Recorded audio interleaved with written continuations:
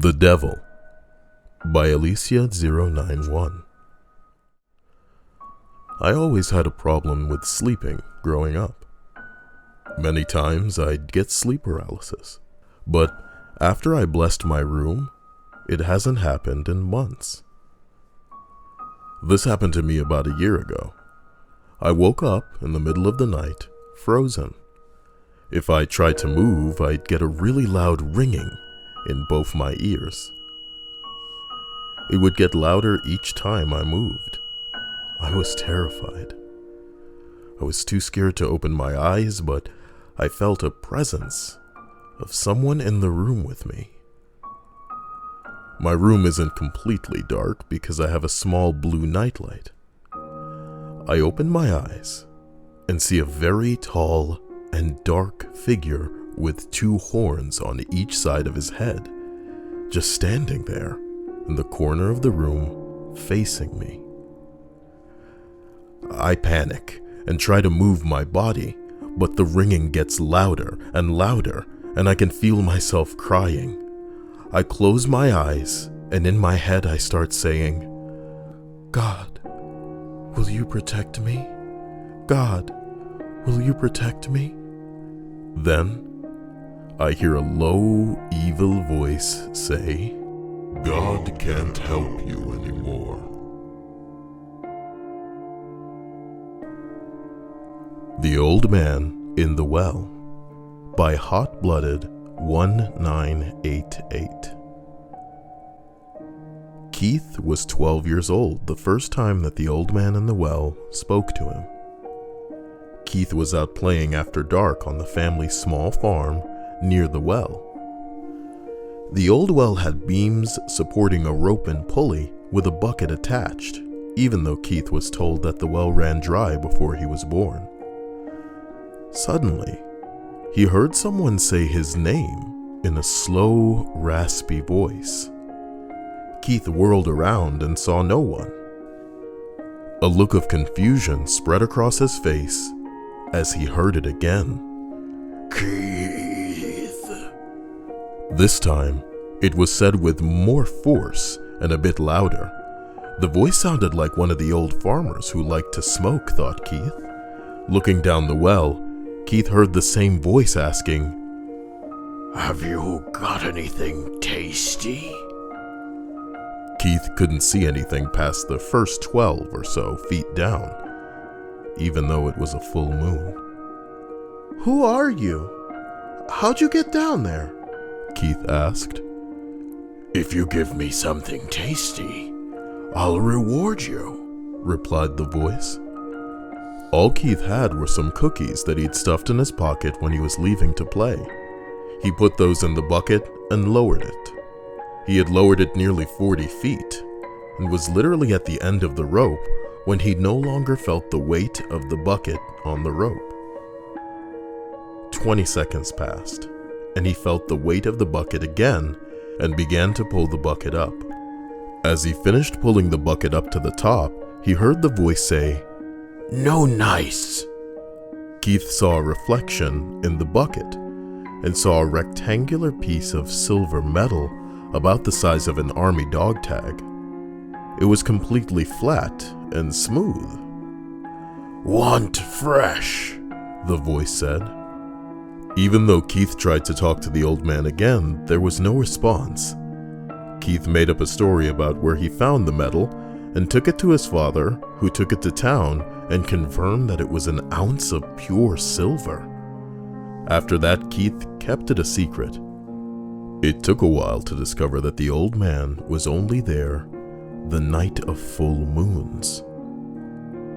Keith quickly learned that only living things that he had put into the well would be rewarded, but only once for each item and once every full moon. So one of each kind of animal was lowered down the well and rewarded. Keith now had a cigar box mostly full of silver pieces. By this time, he was 16 years old. He had run out of different animals to get rewarded for. It was around this time that a local farmhand went missing. It was also the same time that Keith was rewarded with gold pieces for the first time. Once Keith took over the farm, temp workers seemed to vanish every now and then, with no explanation from the farm. The old man had finally found something tasty enough to always reward. That Damned Mirror by Lucky Number. After several giddy minutes spent making silly faces with my son, I sighed and held him close and smiled. I looked at our reflections in the mirror, in awe of the perfect little cherub I was blessed with. That's my boy, I said matter-of-factly, pointing to my son's reflection while beaming with pride. My reflection flickered momentarily before an unearthly hand stretched out from the glass and plucked my son from my lap. No, that is my boy, a guttural voice declared. BFFs by Rose Cruz 94. My best friend has been mean and distant lately, and I don't know why. I've been nothing but a good friend to the very end. It started off with her ignoring my texts, so I tried calling her for a while before she blocked my number.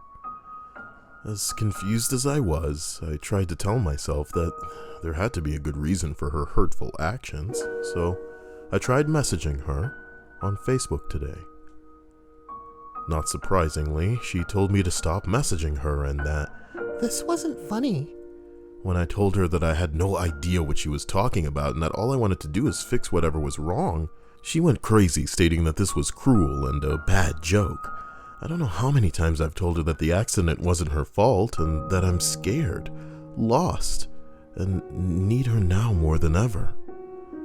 Now, she said we were best friends forever, and I intend to keep it that way, whether she likes it or not. I just really need my friend. Being dead is so lonely. I'll be making a visit real soon. Then we can be together forever. So I lost my phone by Lynx.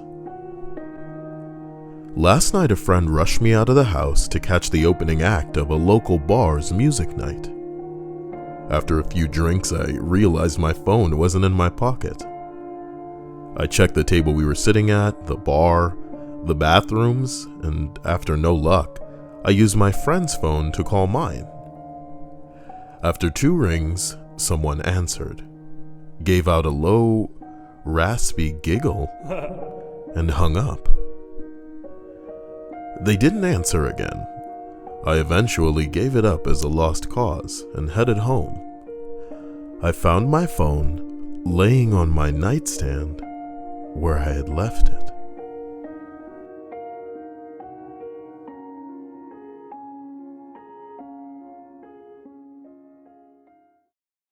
दोस्तों, जो video आपने देखा उसे आवाज दी थी मेरे American दोस्त कायल ने। अगर आपको इंग्लिश में उसके आवाज में और कहानियां सुननी है तो उसके चैनल को जरूर सब्सक्राइब करें और उसे बताना ना भूलें कि आप ब्लैक मैजिक फिल्म स्टूडियोज के सब्सक्राइबर हैं। कायल के यूट्यूब चैनल की लिंक आपको इस वीडियो के डिस्क्रिप्शन में मिल जाएगी।